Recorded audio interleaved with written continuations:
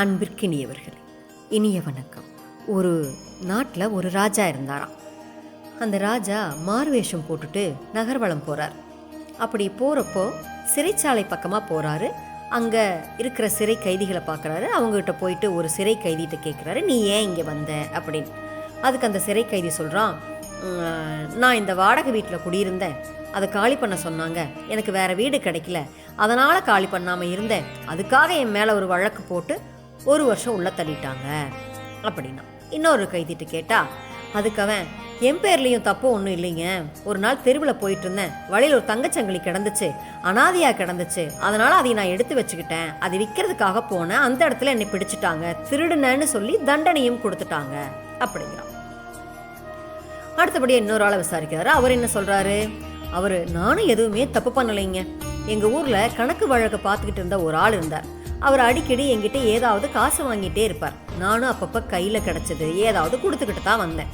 ஒரு சமயம் கேட்டார், நான் கையில் இல்லைன்னு சொன்னேன், அவருக்கு கோவம் வந்துருச்சு. அன்னைக்கு ராத்திரி அவர் வீட்டு வைக்க போரு பற்றிக்கிட்டே எரிஞ்சிட்டுது, அதை நான் தான் கொளுத்துனேன்னு சொல்லிட்டாரு.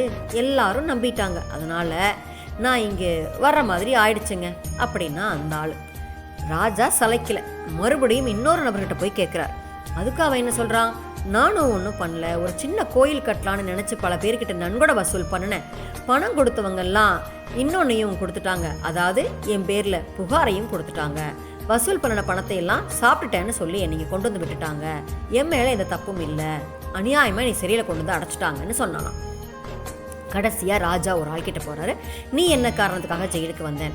ஐயா, நான் ரொம்ப ஏழை, 7 பிள்ளைங்க, வயசான அப்பா அம்மா இருக்காங்க, வேலை செஞ்சும் போதுமான கூலி கிடைக்கலைங்க, சில சமயத்தில் வேலையும் கிடைக்கிறதில்ல, பசி கொடுமை தாங்க முடியல, அதனால் செய்யக்கூடியாத ஒரு காரியத்தை செஞ்சுட்டேன், ஒரு செல்வந்தர் வீட்டில் திருடிட்டேன், திருடுறது பெரிய குற்றம், புத்தி கெட்டு போய் நான் அப்படி நடந்துக்கிட்டேன், அதனால தாங்க ஐயா எனக்கு சிறை தண்டனை, நியாயப்படி எனக்கு 3 வருஷம் சிறை தண்டனை, நான் இங்கே வர்றதுக்கு வேறு யாருமே காரணம் இல்லைங்க, நான் செஞ்ச தப்பு தான், அந்த காரணத்தினால தான் நான் உள்ளே வந்தேன்னு சொல்லி நான் தினமும் அழுதுட்டு கூட இருக்கேன் அப்படின்னா அந்தாள்.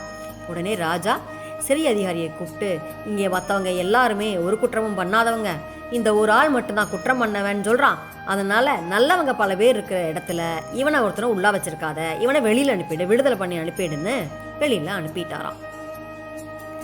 தப்பு செய்கிறது சகஜந்தாங்க, ஹியூமன் எரர் இல்லைங்களா?